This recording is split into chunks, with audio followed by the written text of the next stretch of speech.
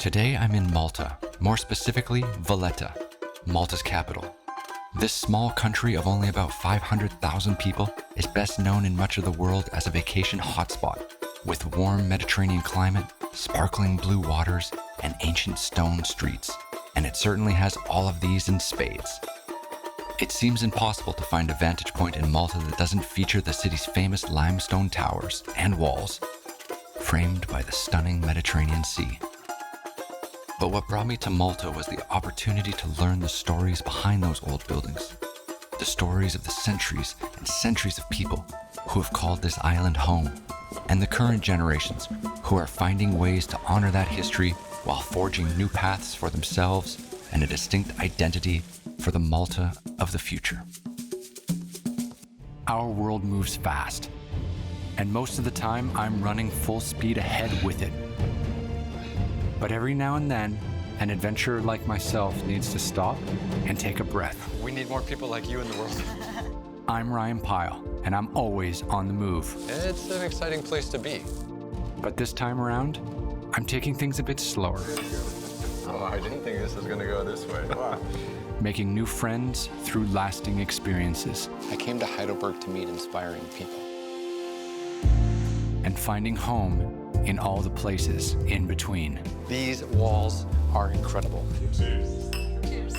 Cheers. This is the Nomad. Amongst the metropolitan giants of Europe, it would be easy to overlook the island of Malta. Nestled between Sicily and Africa in the Mediterranean Sea, this small country has a famous peninsula on its northern side, home to the vibrant city of Valletta. This is where I'll be spending most of my stay.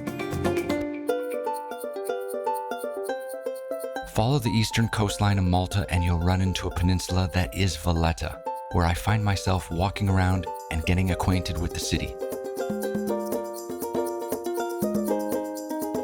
History is so present and undeniable here.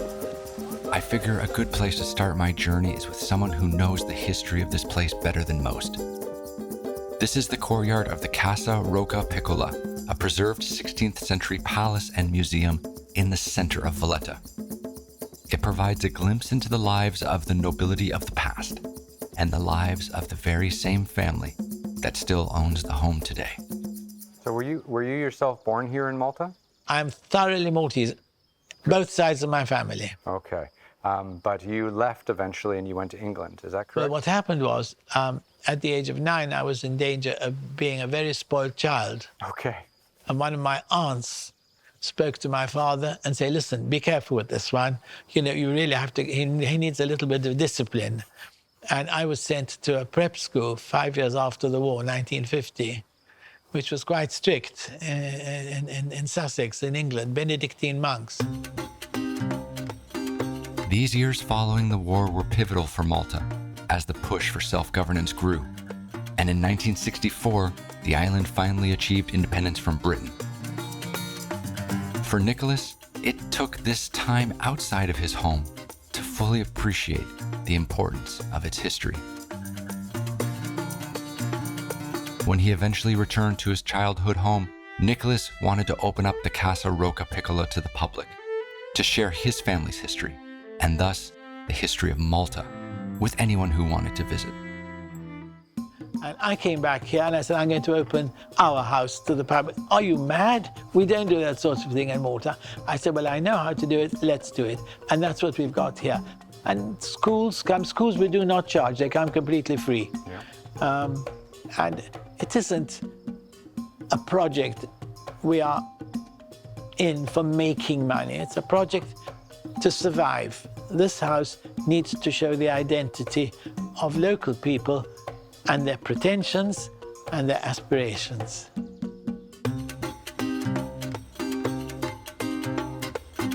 Valletta is a beautiful city with modern structures lining its perimeter.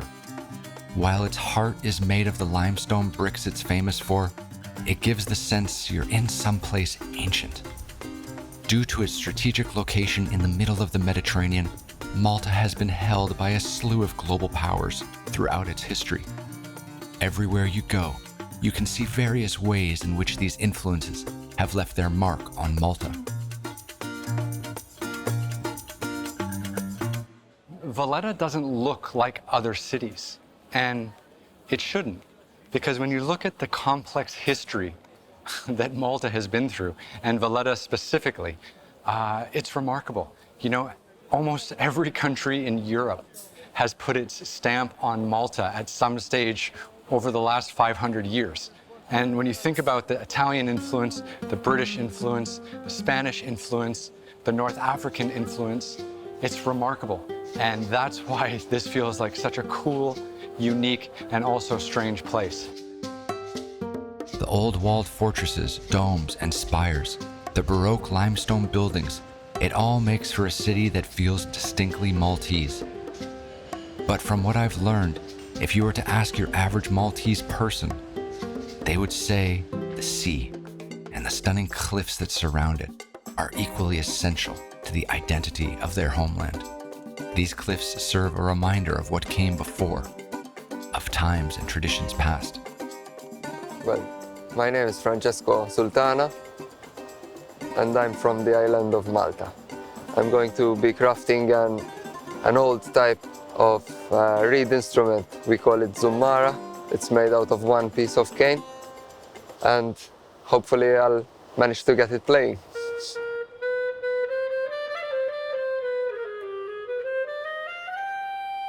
Well, I go and harvest the cane by hand. Then I realize from the color and the vein of the grass that it might be suitable for instrument making when it actually dries. And I'll take my chance at it, and a year and a half later, when it's dry, I'll get to know if it's good or not.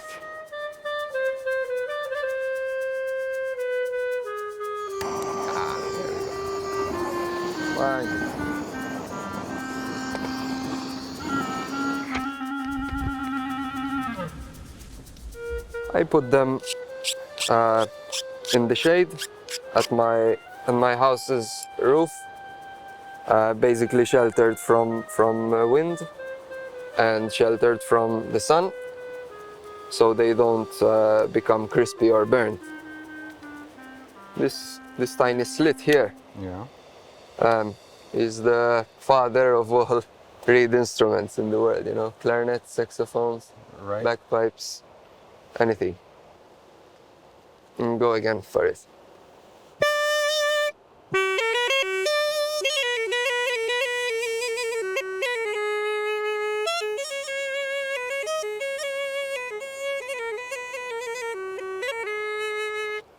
And that's the clarinet right there.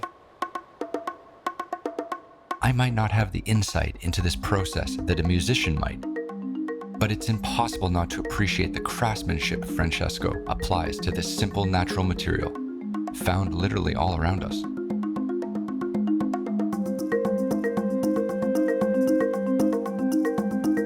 Normal guys like me type on the computer and program and so on. Yeah. I prefer this type of stuff. So Yeah. Working with your hands is still something quite special yeah, and it will become even more special in a few years' time. when no one can do it. Yeah.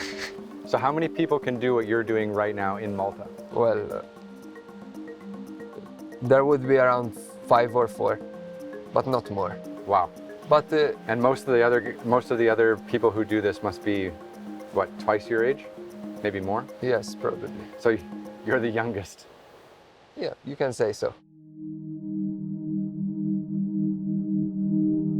It seems this Maltese tradition of reed instrument making is disappearing, fading into the past.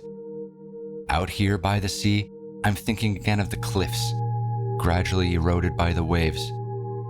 This land is being swallowed by the earth, slowly, by time.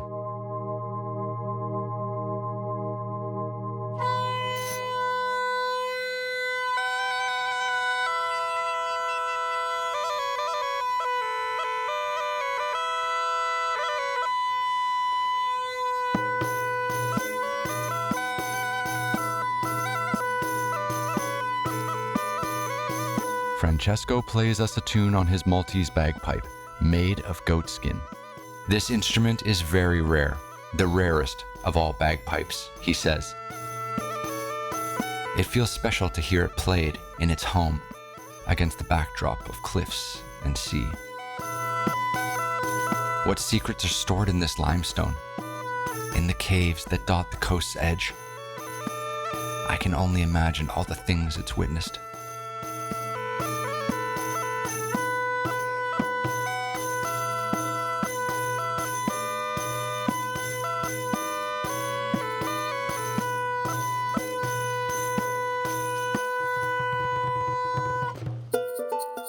For the next stop in my journey, I'm meeting with my new friend, Chef Victor Borg.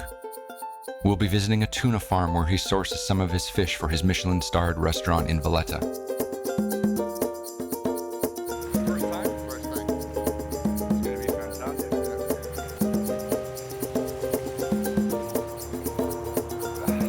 The water appears calm from the shore, but as we head out to the open sea, it's getting pretty dicey. Holy shit. I haven't been on a boat in years. So Victor, where are we? So, we are in Piccola Bay. Okay. Piccola Maltese, it's turtle. Okay, so basically this is the north of the island. Yeah? Okay. We're in the north, and we're going. I'm sorry, I can't keep it. The boat is all over the place. Yeah, I mean, we were not that lucky with the weather today. It's okay, we'll make it through somehow. Yeah. I can't remember. I can't remember the last time. What the fuck is going on? I've done this job long enough to know that when Mother Nature wants to put an interview on hold, it's best not to fight it. Soon enough, the waves settle and we can enjoy our beautiful surroundings. We arrive at the tuna farm. The fish are raised out here and shipped to markets and restaurants across the world, including Victor's restaurant, Undergrain. Okay, Victor. It's a bit of a rocky day out here on the water, but it is. what are we seeing right now? No, we're on the tuna farms here and getting up the tuna. Yeah. You know? It has to be a very fast process. They have only 12 minutes. Right. Yep. To take them to the boat Sure. where we were. And of course they preserve the fish Yep. at minus 60 degrees. It's really an amazing process we're witnessing out here, and Victor tells me this is actually his first time seeing the tuna he serves caught firsthand. The fishermen traverse some pretty precarious equipment so they can get into a position to hoist these enormous fish onto their boats and transport them back to land, where they'll be prepped and processed. A considerable amount of these tuna will be shipped to Japan for sushi making. It's truly impressive to see the way they're caught. Divers retrieve the fish from their nets, then they're hooked onto ropes and lifted by crane out of the water onto the decks of the boats before being cleaned down with hoses. With all these swinging ropes and hooks, it doesn't seem like the world's safest job, but these fishermen get it done every day out here, working hard so chefs like Victor can serve some of the world's best fish.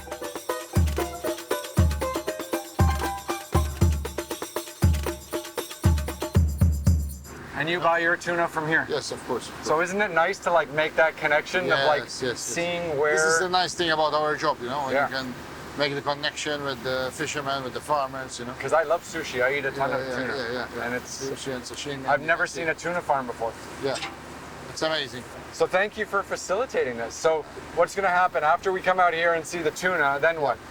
Then after we're going to the fish market, Okay. from where I buy my fish. And we'll be on solid ground? Yeah, solid ground. So That would be better.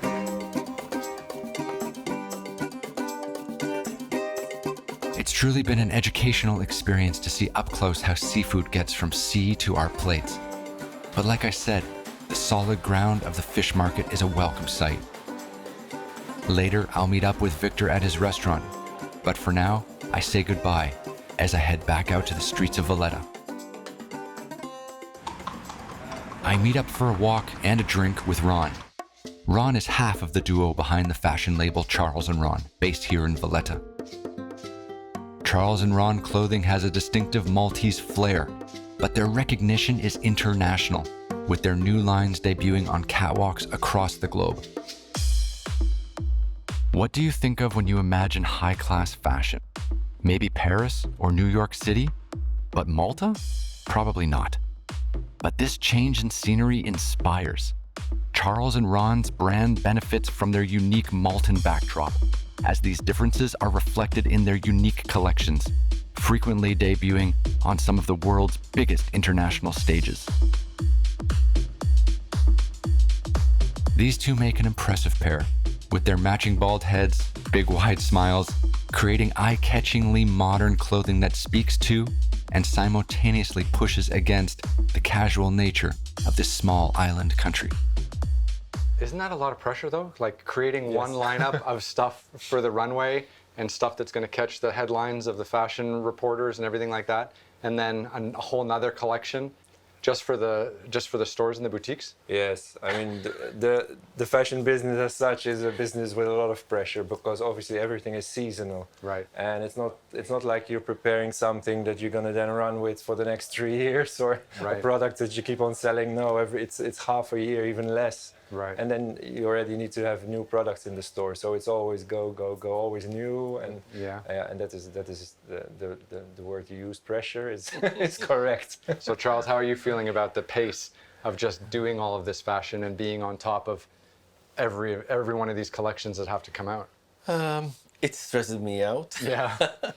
But Ron takes a lot of care of the shops and running of the collection, you know, so he does a lot of that stuff. Right. Take away the pressure. Yeah, he takes Part a lot of of the pressure. I think that's Pressure one of the great things of having a partnership, right? Is the two of you, you know, you bear the stress together, Yes. not separately. Because I think if you're a one person, maybe it can be too much. Yes. Yeah, definitely. I think we're in this business. We're blessed to be two. For me, I don't think I would be able to do this on my own. Sure. Also, it's also good always to have a sort of a sounding board, somebody who always can confirm if you're doing it the right way. Yeah. And it goes for both ways. Both ways. If he's doing things in the studio, he sends me messages. If I'm not there, shall I do it like this or like that? And then sort of, if I confirm it, then he'll continue on that way. In the same way, the other way around. So, it has helped us a lot.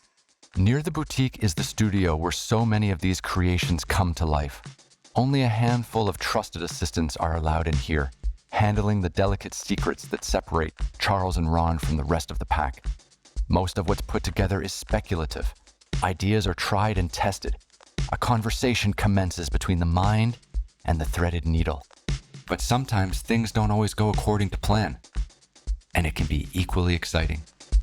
Well, this dress is from our Spring-Summer 2020 collection, and actually never made it onto the runway.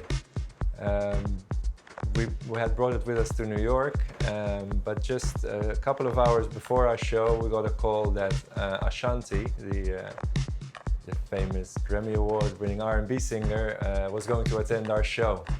But then, obviously, we got the message she needed a dress, and she ended up wearing this one to attend the show.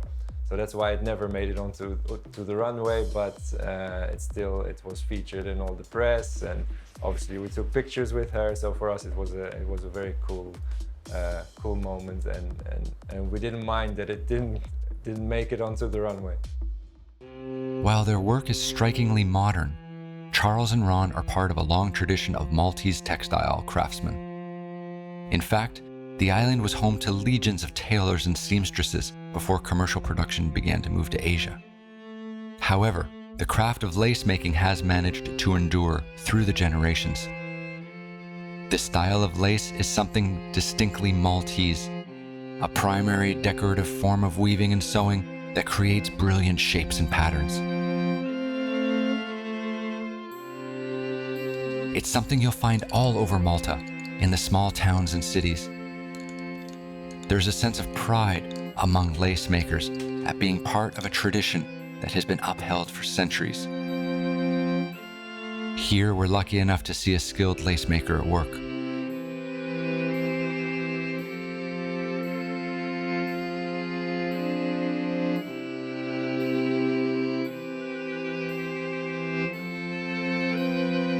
our lace is as good as any lace in Europe.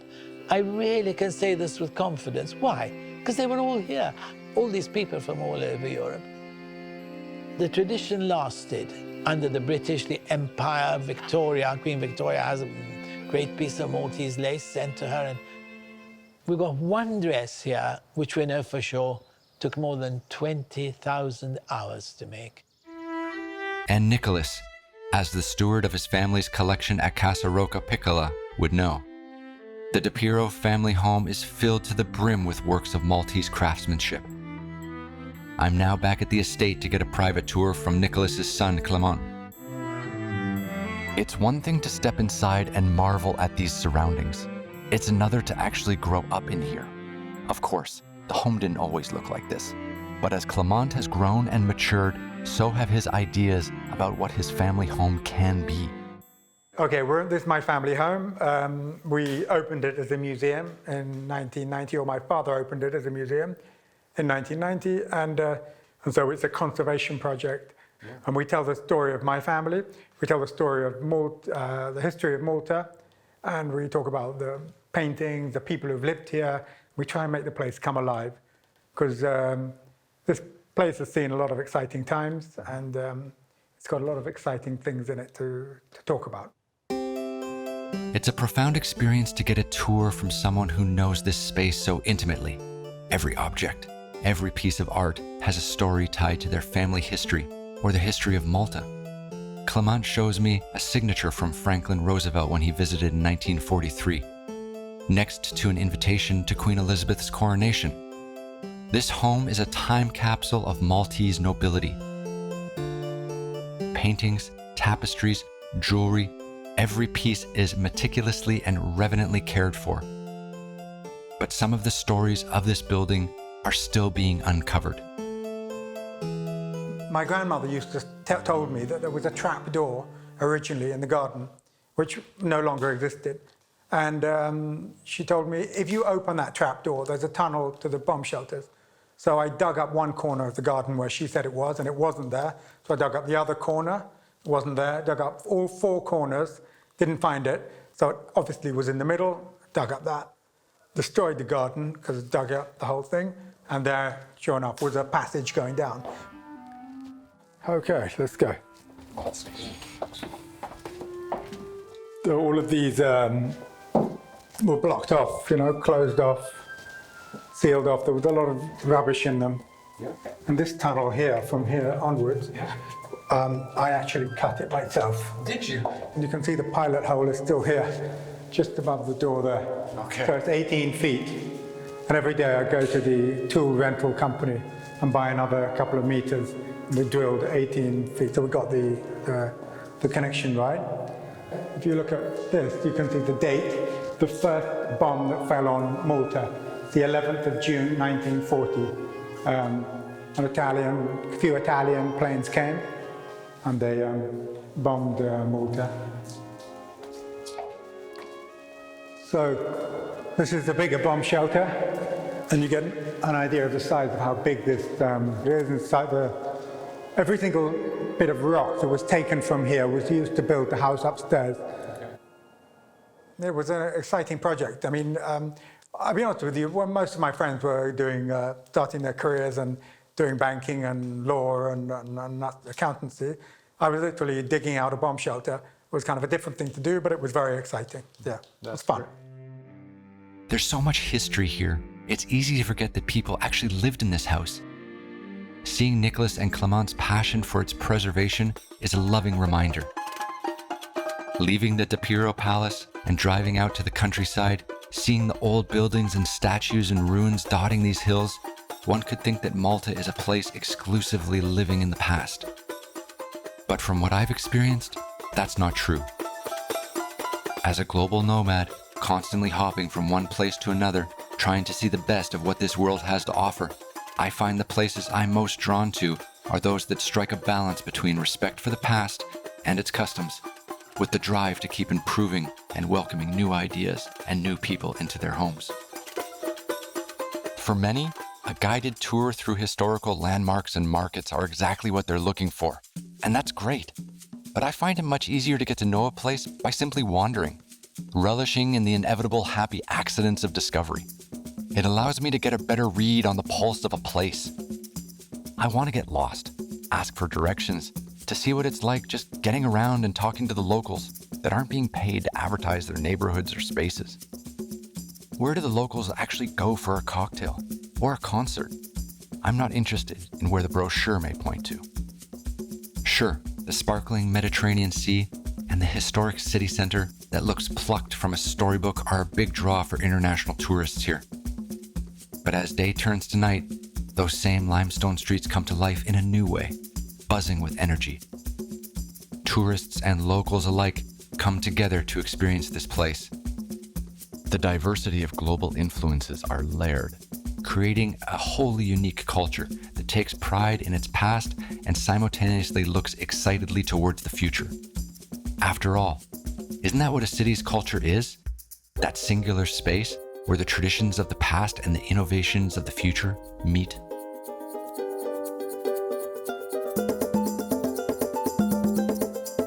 The overcast clouds part way and make room for the sun, and it's another glorious day here in Malta. One of the bays off the peninsula bustles with fishing boats, some of the colorful traditional luzu, some more modern. Fishing has been historically a huge part of the Maltese economy. Along with the tuna farm, it's local suppliers like this where Victor sources the ingredients for his restaurant. There's only 25 tables here, and the cozy decor calls back to a simpler time. The ambience is warm, upscale but comfortable. Victor invites me in to watch his team work. But first, we sat down to discuss what it takes to run a restaurant of this caliber. So we're in Undergrain right now, which is your Michelin star Yes. restaurant. Congratulations. Thank you very much.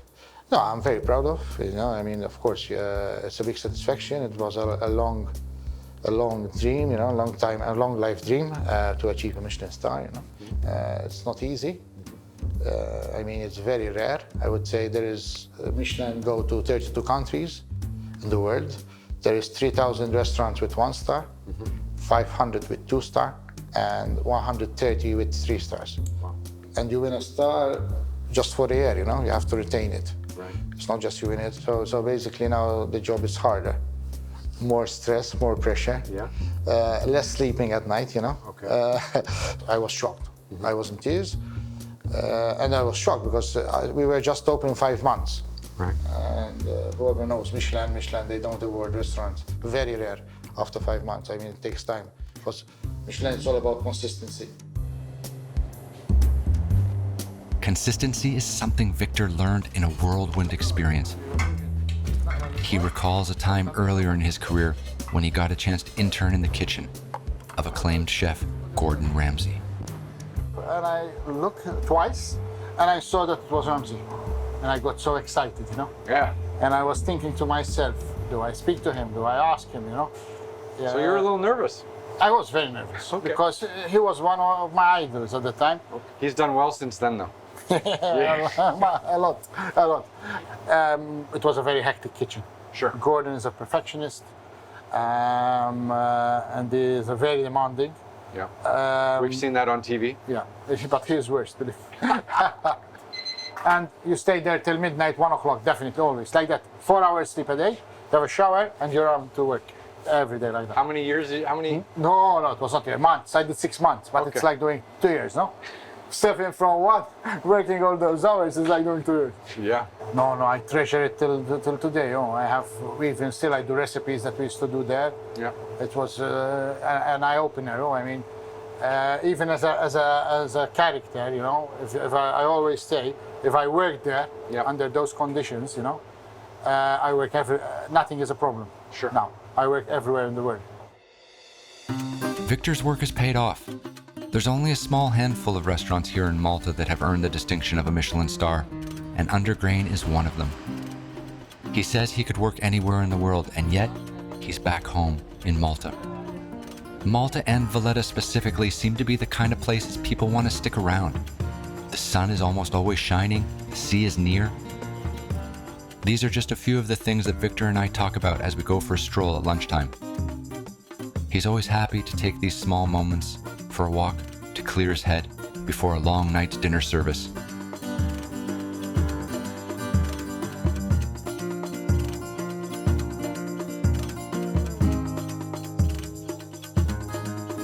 I'm not sure what I expected to find in Malta, among the fishing boats and ancient walls, but every day I'm surprised by the vibrant characters I'm meeting here, their dedication to their craft.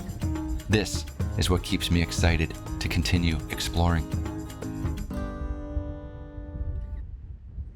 Malta is a cultural melting pot for most of the European nations.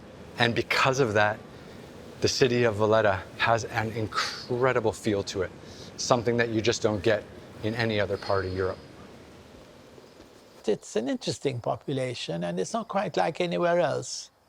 And most of us speak 3 languages, more or less, probably not too well. But if I meet someone in the street, I'm very likely to say, ciao, chi finti, which means how are you? And then the last bit, so you say, ciao, chi finti, all right? Right. And you think you're talking the local lingo. Right. And we do that. And so most people will understand Italian, Maltese, English. And English, yes, Yeah. that's right. That's wild. I know. The mixture of the history here and the kind of melting pot of all these different societies and all these different traditions is really what we're quite interested in, Yes, in Malta. and you know, Malta has a lot of wonderful treasures. I mean, it's quite out of proportion with its size, you know. Yeah. With its own characteristics. A little bit of, you know, France and Germany and Italy and Spain. And if you go to the churches, I mean, it's absolutely stunning. The quality of the things, the enthusiasm, the beauty of the statuary. You know, Caravaggio came to Malta, one of the world's greats. We have a man called Mattia Preti who painted in the Church of St. John's. And so quality is all around us, and sometimes you find it in the most unexpected places. You find a little chapel somewhere, you know, tucked away. We have, I'm sure, some 300 churches and chapels in Malta. You go into a funny little chapel expecting to find something quite humble, and you see a work of art which is worth much more than the whole of the chapel put together, you know, which is fun. For somebody visiting Malta, it's quite interesting. You can go on your own little adventure of discovery. Whether you're discovering an ornate chapel or a humble fish market, there's truly a sense here that around every corner there's a new treasure to uncover. As I travel through the city on foot, I'm finding inspiration all around me. As Charles and Ron explained to me, they too pull inspiration from the surroundings on the island. Oh, well, we have the turquoise, you know, the Maltese seas are very clear. And then we have the pink and reds with the flowers, the seasonal flowers that we have, the stone color, which you see in most of all the buildings, especially the old buildings. This is a men's suit. The inspiration was from the Maltese clock, which dates back from the Knights. I've actually already encountered the Maltese clock. Clement pointed it out to me during a tour at Casa Rocca Piccola. So this is the Maltese clock. Okay. And just got one hand. Open it. There you go. Got this tiny mechanism. It would have heavy weights and it would work. It's only for about 4 hours probably if you wound it up. Every collection we try and pick a theme which is related to Malta. So it could be architecture, it could be nature, and in this collection was the Maltese clock was the focal point. While I understand there's ample source for inspiration in Malta, it's not exactly the first place in Europe you'd think when it comes to high-end fashion or cuisine. So why do these people find themselves drawn here? It's the fact that people don't expect a fashion brand to come out of Malta or to be established here. I think it has helped us along the way as well. So no, we're definitely staying here. I came back in 98, it's been 20 years. I've been back 20 years, yeah. Wow.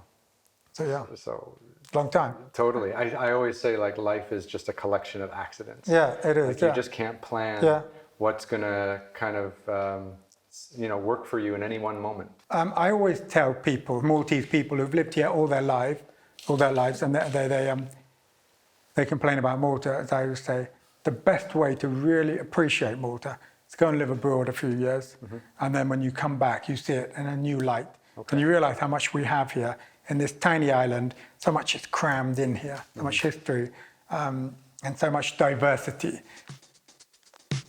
So if you guys were not fashion designers and creating collections, what would you guys be doing in the world at the moment? I mean, I grew up with this, so I don't know if I'm capable of doing anything else. That's great. he could be a chef. Yeah, a chef, because I love cooking. He loves cooking. He's not very good at plating, but he needs me for that, but he's an excellent cook. Very nice. Victor says hello, by the way. He told me, I told him I was going to see you guys tomorrow, and he said you guys come into dinner there sometimes. Yes, Yeah. he's been a couple of times already. Yeah, it's an amazing He's really experience. Really a sweet man. It's a funny coincidence to hear that Charles could see himself as a chef, because Victor likens his own work to tailoring. And as we finish our walk together, he explains his philosophy. The tailor has a lot of similarities with the restaurant world, basically. For sure, yeah. Yeah, both of us, they have to show a lot of skills. Both of us, we look for detail, to produce a nice jacket or a nice shirt. There's a lot of detail and a lot of thought. It's the same thing in the kitchen, or in the service. There's a lot of detail, there's a lot of thought. And again, you need skilled people and the stuff. At the end of the day, to have happy customers. With the recognition and accolades Undergrain has won, it's safe to say that Victor's customers are happy. The skill and attention to detail that he and his team apply are already apparent in every dish served. From the complexity and nuance of flavors to the meticulous presentation. The staff has to be very knowledgeable on what we're serving, the food and the wines, but I don't want them to be too stiff, I want them still to be relaxed. And the food, of course, it's seasonal. Okay, we change the menu every 3 to 4 months. We have an a la carte, which is a very small a la carte, to keep the consistency. We have 4 starters, 4 mains, 4 desserts, and then we have a tasting menu as well. The painstaking lengths Victor's team takes to make sure each component is perfect is astonishing. After just spending a short time in the kitchen, I can see why it takes so much attention and effort to maintain this level of excellence. But I'm always searching after a challenge. I never sit down and say, listen, when I feel that this coming, how can I say that it's coming, the job is coming for me, that's going to be in a, comfort zone, I will leave. Yeah. I'm afraid of comfort zones. So I always challenge myself, I'm the type of chef that I'm very hands-on. Okay. I have always been like that because I enjoy so much. It's for me, it's a way of living. It's not a job. I'm so passionate. So basically, I'm always in the kitchen. Normally, I'm running a section, cooking with my chefs, tasting food, creating different plates. There's only 25 tables in Undergrain, so that means every single dish really counts. As time gets close to service, the energy in the kitchen shifts. My camera crew and I struggle to stay out of the way as guests start to enter the dining room. The dance begins.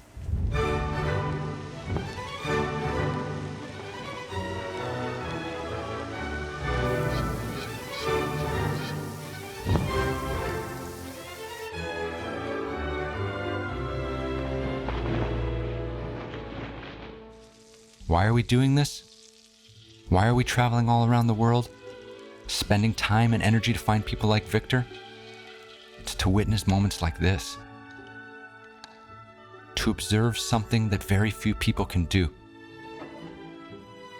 Victor and his work represent a lot of what I've come to understand about Malta. a blending of cultures, a meeting of past and present, and a singular dedication to craft.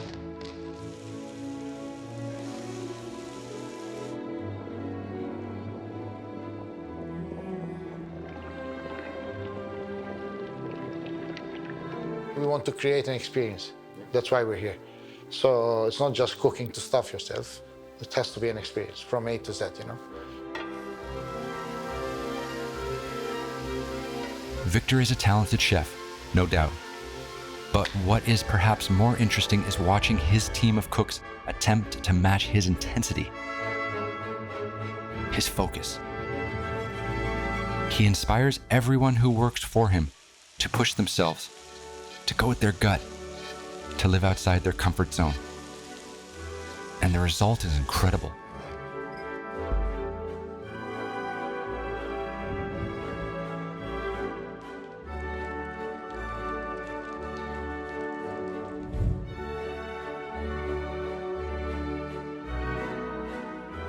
There is a lot of thought, there is a lot of details, and that we have to, of course, to do. And the consistency is the most important thing for us.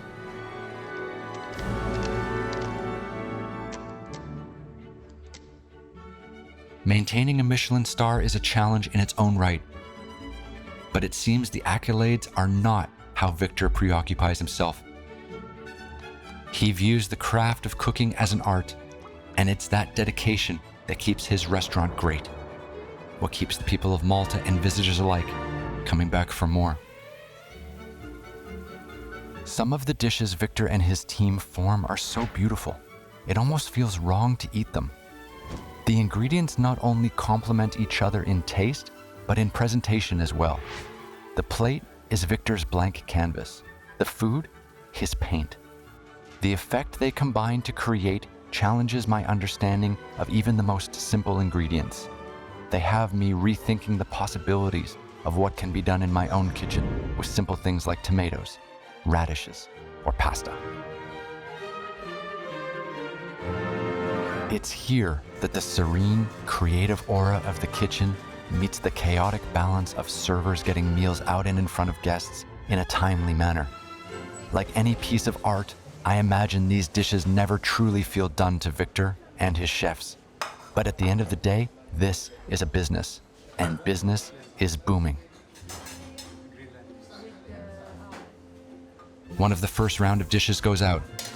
Victor has the chance for a quick breather before diving right back in. You know, we talked a little bit about you bringing the grain concept to Malta, you having the undergrain, the fine dining element to it, you finally opening up, you know, you winning a Michelin star. But now you said something interesting. Now the job gets harder. Yeah. So tell me why. Because now we have, of course, a reputation. Now we have a reputation, and you have the star. We need to retain it. You know, Right. I mean, getting harder, and that way you have a bit of more pressure. You know, more stress, because the job is what it is. Mm-hmm. You know, so yes, but we need to retain it definitely, and we're going to do our best to do it so. Because this is the type I am. You know, I want always to achieve more and more and more. As my time in Malta comes to a close, I feel like I've only begun to see what this place has to offer. Do some research into the island of Malta and you'll find endless opportunities for the types of activities you'd expect from the Mediterranean. Swimming, fishing, hiking, and fresh cuisine. But after spending some time with me here in Valletta, I hope you're inspired to take a more intimate approach should you ever find yourself here. I dare you to avoid the paths of least resistance and instead step outside your comfort zone. Ask questions, listen, and absorb as much as you can from the people who spend their whole lives here. Before I head out, I step in for one last drink at Yard 32 as a sort of send-off. Thank you very much. You're welcome, sir. Cheers. Enjoy. After a long day in Malta, it's great to wind down with a beverage, and I'm here at Yard 32, which is the place in the Valletta Old Town to get a gin and tonic, and that's exactly what I've got here. And after a long day of meeting people and catching up and learning all about their stories, it's nice to finish off the day with a drink. In such a short time here, I've seen and experienced so much. And it's all thanks to the people I've met along the way. As someone who doesn't like to stay in a place for very long, it's truly a pleasure to meet people who warmly welcome me into their homes and show me how they live. It gives me a perspective with which to understand the world around me. I'm so lucky to do what I do, to be a nomad, to travel the world, to take in as much as I can, and I'm so excited to move on to the next adventure. But Valletta and Malta will stay with me. That's it, finally. A good one. Thank you guys so much. So, yeah. There you go. You made this. I've killed the goat for that. Wasn't wasted though. The meat went for a nice dish.